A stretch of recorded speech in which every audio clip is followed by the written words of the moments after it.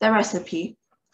I hope you haven't forgotten that while all this was going on, I was still stuck behind the screen on my hands and knees with one eye glued to the crack. I don't know how long I had been there, but it seemed like forever. The worst part of it was not being allowed to cough or make a sound, and knowing that if I did, I was as good as dead. All the way through, I was living in constant terror that one of the witches in the back row was going to get a whiff of my presence through those special nose holes of hers. My only hope, as I saw it, was the fact that I hadn't washed for days. That and the never-ending excitement and clapping and shouting that was going on in the room. The witches were thinking of nothing except the Grand High Witch up there on the platform and her great plan for wiping out all the children in England. They certainly weren't sniffing around for a child in the room. In their wildest dreams, if witches have dreams, that would never have occurred to any of them. I kept still and prayed. The Grand High Witch's dreadful gloating sun was over now, and the audience was clapping madly and shouting, "Brilliant! Sensational! Marvelous! You are a genius, O brainy one! It is a thrilling invention, this delayed action mouse maker. It is a winner, and the beauty of it is that the teachers will be the one who bump off the stinking little children. It won't be us doing it. We shall never be caught." "Witches are never caught," snapped the Grand High Witch. "Attention now. I want everybody's attention, for I am about to tell you what you must do to prepare Formula 86 Delayed Action Mouse Maker." Suddenly, there came a great gasp for the audience. This was followed by a hubbub of shrieking and yelling, and I saw many of the witches leaping to their feet and pointing at the platform and crying out, "Mice, mice, mice! She's done it to show us. The brainy one has turned 2 children into mice, and here they are." I looked toward the platform. The mice were there all right, 2 of them, running around near the Grand High Witch's skirts. But these were not field mice, or house mice, or wood mice, or harvest mice. They were white mice. I recognized them immediately as being my own little William and Mary. "Mice!" shouted the audience. "Our leader has made mice to appear out of nowhere. Get the mousetraps. Fetch the cheese." I saw the Grand High Witch peering down at the floor and staring with obvious puzzlement at William and Mary. She bent lower to get a closer look. Then she straightened up and shouted, "Quiet!" The audience became silent and sat down. "These mice are nothing to do with me," she shouted. "These mice are pet mice. These mice are wild, obviously belonging to some repellent little child in the pet hotel. A boy it will be for certainty, because girls are not keeping pet mice." "A boy!" cried the witches. "A filthy, smelly little boy. We'll wipe him. We'll swizzle him. We'll have his tripe for breakfast." "Silence!" shouted Grand High Witch, raising her hands. "You know perfectly well you must do nothing to draw attention to yourselves while you are living in the hotel. Let us by all means get rid of this evil-smelling little squirt, but we must do it as privately as possible, for are we not all of us the most respectable ladies of the Royal Society for Prevention of Cruelty to Children?" "What do you suggest then, O brainy one?" they cried out. "How shall we dispose of this small pile of filth?" "They're talking about me," I thought. "These females are actually talking about how to kill me." I began to sweat. "Whoever he is not important," announced the Grand High Witch. "Leave him to me. I shall smell him out and turn him into mackerel and have it dished up for supper." "Bravo!" cried the witches. "Cut his head off and chop off his tail and fry him in hot butter." You can imagine that none of this was making me very comfortable. William and Mary were still running around on the platform, and I saw the Grand High Witch aiming a swift running kick at William. She caught him right on the point of her toe and sent him flying. She did the same to Mary. Her aim was extraordinary. She would have made a great football player. Both mice crashed against the wall, and for a few moments they lay stunned. Then they got to their feet and scampered away. "Attention again!" The Grand High Witch was shouting. I will now give to you the recipe for concocting Formula 86 Delayed Action Mouse Maker. Get out pencils and paper. Handbags were opened all over the room and notebooks were fished out. Here's the recipe, old brainy one, cried the audience impatiently. Tell us the secret. First, said the Grand High Witch, I had to find something that would cause the children to become small very quickly. And what was that? Cried the audience. That part was simple, said the Grand High Witch. All you have to do if you are wishing to make a child very small is look at him through the wrong end of a telescope. She's a wonder, cried the audience. Who else would have thought a thing like that? So take the wrong end of a telescope, continued the Grand High Witch, and you boil it until it gets soft. How long does that take? They asked her. 21 hours of boiling, answered the Grand High Witch. And while this is going on, you take exactly 45 brown mice, and you chop off their tails with a carving knife, and you fry the tails in hair oil until they're nice and crisp. What would we do with those mice who have had their tails chopped off? Asked the audience. You simmer them in frog juice for 1 hour, came the answer, but listen to me. So far, I have only given you the easy part of the recipe. The really difficult problem is to put in something that will have a genuine delayed action result. Something that can be eaten by children on a certain day, but which will not start working on them until 9 o'clock the next day when they arrive at school. What did you come up with, oh brainy one? They called out. Tell us the great secret. The secret, announced Grand High Witch triumphantly, is an alarm clock. An alarm clock, they cried. It's a stroke of genius. Of course it is, said the Grand High Witch. You can set a 24-hour alarm clock today, and at exactly 9 o'clock tomorrow it will go off. But we will need 5 million alarm clocks, cried the audience. We will need one for each child.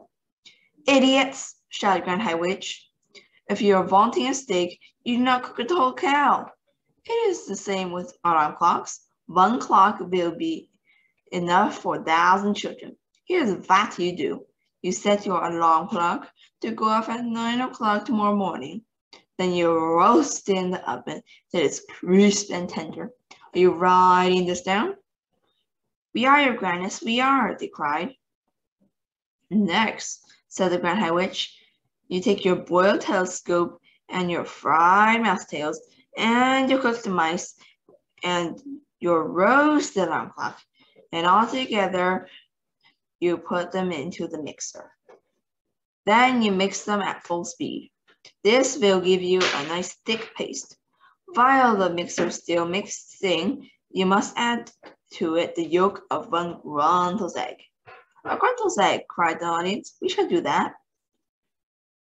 Underneath all this clamor that was going on, I heard one witch in the back row saying to her neighbor, I'm getting a bit old to go birds nesting. Those ruddy Gruntles always nest very high up. So in mixing the egg, the Grand High Witch went on, and one after the other, you will mix in the following items. The claw of a crab cruncher, the beak of a blabber snitch, the snout of a grubble squirt, and the tongue of a cat springer. I trust you are not having any trouble finding those. Not at all, they cried out. We will spear the blabber snitch and trap the crab cruncher and shoot the grubble squirt and catch a cat springer in his burrow. Excellent, said the Grand High Witch. When you have mixed everything together in the mixer, you will have a most marvelous looking green liquid. Put one drop, just one titchy droplet of this liquid into a chocolate or a sweet. And at 9 o'clock next morning, the child who ate it will turn into a mouse in 26 seconds. But one word of warning, never increase the dose. Never put more than one drop into each sweet or chocolate. And never give more than one sweet or chocolate to each child. An overdose of delayed action mask maker will mess up the timing of the alarm clock and cause the child to turn into a mouse too early. A large overdose might even have an instant effect, and you won't want that, would you? You won't want the children turning into mice right there in your sweet shops. That would give the game away. So be very careful. Do not overdose. Bruno Jenkins disappears. The Grand High Witch was talking again. I am now going to prove to you, she said, that this recipe is working to perfection. You understand, of course, that you can set the alarm clock to go off at any time you like. It does not have to be 9 o'clock. So yesterday, I'm personally preparing a small quantity of this magic formula in order to give to you a public demonstration. But I'm making one small change in the recipe. Before I am roasting the alarm clock, I'm setting it to go off not at 9 o'clock the next morning, but at 3:30 the next afternoon. Which means 3:30 this afternoon. And that, she said, glancing at her witch watch, is in precisely 7 minutes' time. The audience of witches was listening intently, sensing that something dramatic was about to happen. So what am I doing yesterday with this magic liquid? Asked the Grand High Witch. I will tell you what I am doing. I'm putting one droplet of it into a very squishy chocolate bar, and I'm giving this chocolate bar to a repulsive smelling little boy who is hanging around the lobby of the hotel. The Grand High Witch paused. The audience remained silent, waiting for her to go on. I watched this repulsive little brute gobbling up the squishy bar of chocolate, and when he had finished, I said to him, "Was that good?" He said it was great. So I said to him, "Would you like some more?" And he said, "Yes." So I said, "I will give you 6 more chocolate bars like that if you will meet me in the ballroom at this hotel at 3:25 tomorrow afternoon." 6 bars, cried the screedy little swine. "I'll be there. You bet I'll be there." So the stage is set, shouted the Grand High Witch. The proof of the pudding is about to begin. Don't forget that before I'm roasting the alarm clock yesterday, I'm setting it for 3:30 today. It is now, she glanced again at her watch. It is now exactly 25 minutes past 3, and the nasty little stinker who will be turning into a mouse in 5 minutes' time should at this very moment be standing outside the doors. And by gum, she was absolutely right. The boy, whoever he may be, was already rattling the door handle and banging on the doors with his fist. "Quick!" shrieked the Grand High Witch. "Put on your wigs, put on your gloves, put on your shoes." There was a great hustle and bustle of putting on wigs and gloves and shoes, and I saw the Grand High Witch herself reach for her face mask and putting it on over that revolting face of hers. It was astonishing how that mask transformed her. All of a sudden, she became once again a rather pretty young lady. "Let me in," came the boy's voice from behind the doors. "Where are those chocolate bars you promised me? I made you collect. Dish them out." "He is not only smelly, he is also greedy," said the Grand High Witch. "Remove the chains from the doors and let him come in." The extraordinary thing about the mask was that its lips moved quite naturally when she spoke. You couldn't really see it was a mask at all. One of the witches leapt to her feet and unfastened the chains. She opened the 2 huge doors. They heard her saying, "Why, hello, little man. How lovely to see you. You've come for your chocolate bars, have you not? They are all ready for you. Do come in." A small boy wearing a white t-shirt and gray shorts and gym shoes entered the room. I recognized him at once. He was called Bruno Jenkins, and he was staying in the hotel with his parents. I didn't care for him. He was one of those boys who is always eating something when you meet him. Pass him in the hotel lobby, and he is stuffing sponge cake into his mouth. Pass him in the corridor, and he is fishing potato chips out of a bag by the fistful. Catch sight of him in the hotel garden, and he is wolfing down a dairy milk bar and has 2 more sticking out in his trouser pocket. What's more, Bruno has never stopped boasting about how his father made more money than my father and that they own 3 cars. But worse than that, yesterday morning I had found him keeling on the flagstones of the hotel terrace with a magnifying glass in his hand. There was a column of ants marching across one of the flagstones, and Bruno Jenkins was focusing the sun through his magnifying glass and roasting the ants one by one. I like watching them burn, he said. That's horrible, I cried. Stop doing it. Let's see you stop me, he said. At that point, I had pushed him with all my might, and he had crashed sideways onto the flagstones.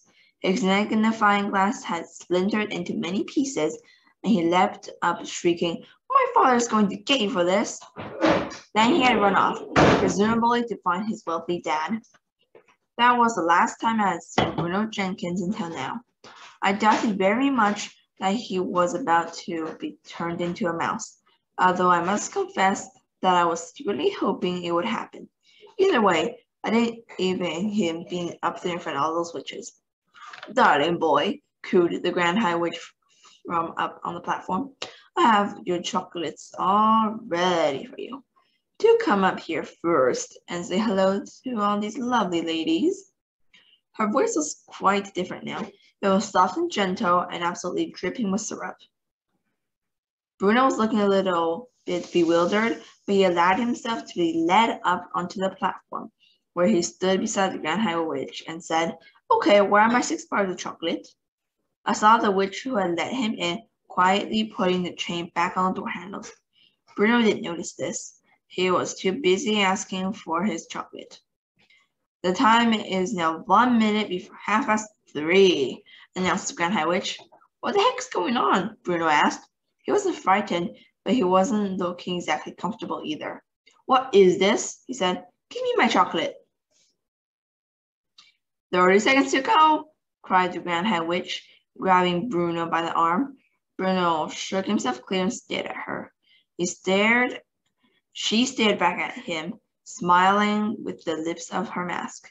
Every witch in the audience was staring at Bruno. 20 seconds, cried the Grand High Witch. Give me the chocolate, shouted Bruno, suddenly becoming suspicious. Give me the chocolate and let me out of here. 15 seconds, cried the Grand High Witch. Are one of you crazy punks kindly tell me what this is about? Shouted Bruno. 10 seconds, cried the Grand High Witch. 9, 8, 7, 6, 5, 4, 3, 2, 1, 0. We have ignition. I could have sworn I heard an alarm clock ringing. I saw Bruno jump. He jumped as though someone had stuck a hairpin deep into his bottom and yelled, Ow! He jumped so high that he landed on a small table up there on the stage, and he started hopping about on the top of this table, waving his arms and yelling his head off. Then suddenly he became silent. His whole body stiffened. The alarm has gone off, shrieked the Grand High Witch. The mouse makers began to work. She started hopping about on the platform and clapping her gloved hands together, and then she shouted out, This smelly brat, this filthy scrum, this horrid little loose, will very, very soon become a lovely little mouse. Bruno was getting smaller by a second. I could see him shrinking. Now his clothes seemed to be disappearing, and brown fur was growing all over his body. Suddenly, he had a tail, and he had whiskers, and he has 4 feet. All of this happening so quickly. It was a matter of seconds only, and at once he wasn't there anymore. A small brown mouse was running around on the tabletop. Bravo! Shouted the audience. She's done it. It works. It's fantastic. It's colossal. It's the greatest yet. You are a miracle, oh brainy one. They were all standing up and clapping and cheering, and Grand High Witch produced a mousetrap from the folds of her dress and started to set it. Oh no, I thought, I don't want to see this. Bruno Jenkins may have been a bit of a stinker, but I'm dashed if I want to watch him having his head chopped off.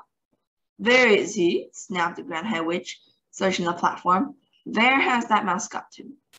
She couldn't find him.